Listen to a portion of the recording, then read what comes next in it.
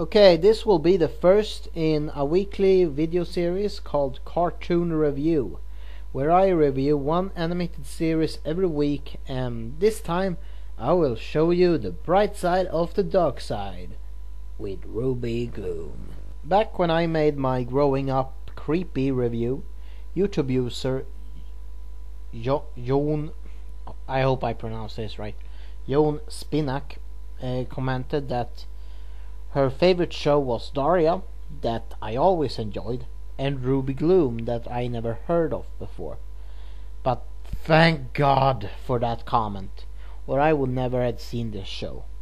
Ruby Gloom is a very unique cartoon. I think the best way to describe it, it's a combination between Winnie the Pooh and Discworld. Yeah, weird combination, right? The show takes place in a weird world where it's always night and centers around a group of weird characters, and the main character is the optimistic girl Ruby Gloom. The show's way of storytelling is very different from most cartoons, and in that it doesn't have much conflict. I know a lot of people have problem with this kind of storytelling, and I can understand that.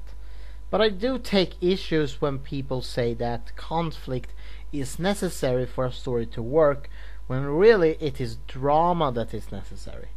Now, conflict is a kind of drama. It is when two or more characters are at odds with each other. It can be as simple as a battle between good or evil, or as complicated as a court trial. But drama doesn't always have to come from conflict. Drama is whatever problem the character has to overcome. This can be mundane things like losing your house keys or getting lost in the woods. That kind of drama is rarely entertaining enough for grown minds, which is why you find most of this kind of storytelling in children's books and TV shows for toddlers. But there is ways to make it endearing for adults too. It has to be able to suck you in, make you invested in the characters, the atmosphere, and the world they live in. And Ruby Gloom certainly does that. All the characters are very likable. Ruby Gloom, for instance, is an optimistic girl that always helps her friends with their problems, but that doesn't mean she always has the answer for every problem. With other words, she is an optimist without being a perfectionist.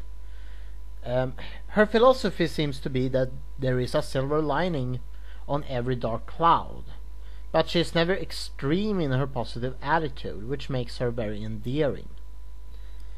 Another character that's become a fan favorite is Misery. She is in many ways Ruby Gloom's opposite. She is very moody and sad. And really, can you blame her? She has this curse that creates chaos wherever she goes. But even if Misery isn't the happiest of people, I don't think she's exactly depressed. She has found her place in life to call home, and her friends loves her just as much as Ruby or any other of their comrades. She might have a lot of trouble, but she is happy with the most important aspects of her life. Misery certainly has her depressing moments, but she is never above, having fun with the rest of the group.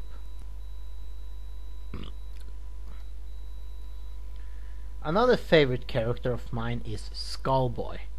He is a multi-talented guy that has been everything. Director, actor, racer, detective, painter, train conductor, inventor, just to mention a few. But he does have one major weakness, which I actually share with him. He always starts a new project before he finishes his last. He doesn't have much discipline. And I think a lot of young people can relate to this. And they can relate to Skullboy. I also love the relationship he has with Ruby. Sometimes less is more with romances. Sometimes it's enough with a flirt, a sight in the right direction, or an awkward sentence to make the chemistry feel real between two characters that are in love with each other. And that's just what we have here with Ruby Gloom and Skullboy. One of my favorite characters in the show is Scaredy, a tiny bat with a Russian accent that is afraid of everything.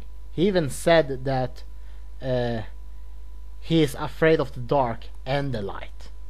His sarcastic remarks, paranoid personality, and over-the-top expressions makes him the funniest character in the show, in my opinion.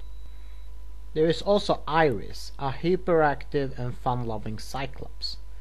Boo Boo? No, not that Boo Boo. This Boo Boo is a ghost that always plays, small tricks on the other characters. Poey, a cultivated crow, and the conjoined twins Frank and Lean that are hardcore rock stars. Or rock stars in training. A one-man rock band, if you will. Ho ho ho ho ho. I also think that the show, oddly enough, portrays goths in a rather real way. I often get annoyed when people just assume that goths or emos are depressed and antisocial, when really it's just a fashion choice. Their personality can be anything, and since most characters in Ruby Gloom is either goth or emo, they are of course very different from one another and are portrayed as very likable. Together they have done various things like making movies, going on vacations, and holding parties, just to name a few.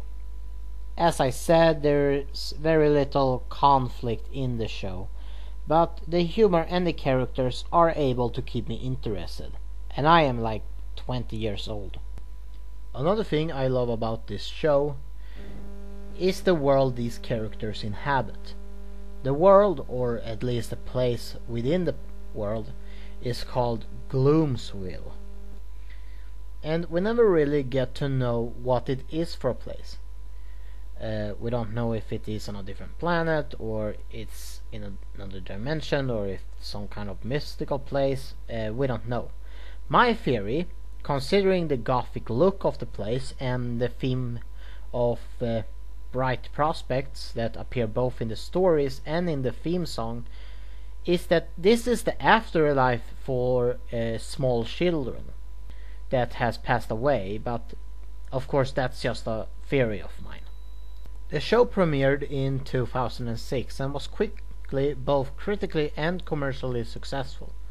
In 2007, Ruby Gloom was awarded with the Gemini Award for Best Animated Programming. It was, however, not until 2010 that Cartoon Network decided to send it on their channel. Really? Really, Cartoon Network? You picked up Total Drama the moment it started, but it took you 4 years to premiere this? Are you fucking serious? Even if the show ended in 2008, it still has a very strong fan base, with multiple fan art and fan fiction, not to mention all the merchandise that has been sold. Now, who would I recommend this to? I honestly don't know.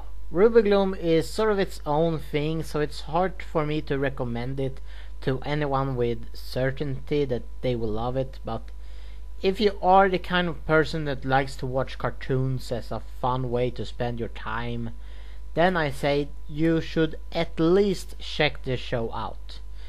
For me, this is one of my favorite cartoons.